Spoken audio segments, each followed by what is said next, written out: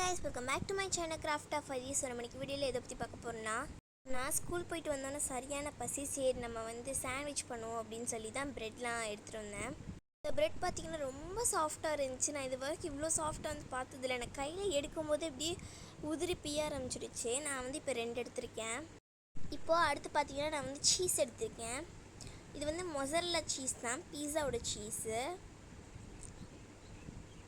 நான் என்ன பண்ணியிருக்கேன்னா, ஃபர்ஸ்ட் ஒரு சைடு ப்ரெட்டில் சில்லி சாஸ் ஆட் பண்ணியிருக்கேன். டொமேட்டோ சாஸ் நீங்கள் ஆட் பண்ணலாம், நான் சில்லி சாஸ் ஆட் பண்ணியிருக்கேன்.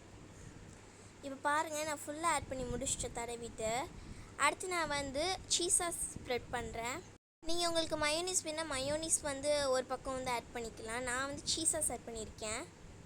இது ரெண்டையும் நம்ம மிக்ஸ் பண்ணி சாப்பிடும்போது ரொம்ப டேஸ்ட்டாக இருக்கும். எனக்கு ரொம்ப பிடிக்கும் இதோட காம்பினேஷன். ஸோ அதான் நான் மயோனிஸ் இருக்காமல் இந்த மாதிரி சீஸ் சாஸ் எடுத்திருக்கேன்.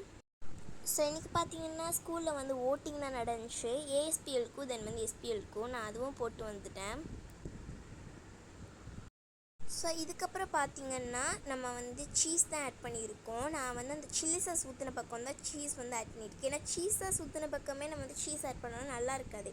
ஸோ அதனால தான் நான் சில்லி சாஸ் ஊற்றின பக்கம் ஆட் பண்ணிட்டு அதை க்ளோஸ் பண்ணிட்டேன். இப்போ நான் இதை பார்த்திங்கன்னா 2 மினிட்ஸ் கிட்ட ஓவனில் வச்சு எடுத்துக்கிறேன். நீங்கள் தோசைக்கல்லையும் போட்டு மூடி வச்சு எடுக்கலாம். பாருங்கள், செம்ம டேஸ்ட்டாக இருந்துச்சு. இந்த மாதிரி நீங்களும் வீட்டில் செஞ்சு பாருங்கள். இந்த வீடியோ பிடிச்சிருந்தால் லைக் பண்ணுங்கள், ஷேர் பண்ணுங்கள், தென் சப்ஸ்கிரைப் பண்ணுங்கள். செம்ம டேஸ்ட்டாக இருந்துச்சு. தென் மஸ்ட் ட்ரைன்னு சொல்லுவேன். Then bye bye, tata, see you, then sarang you.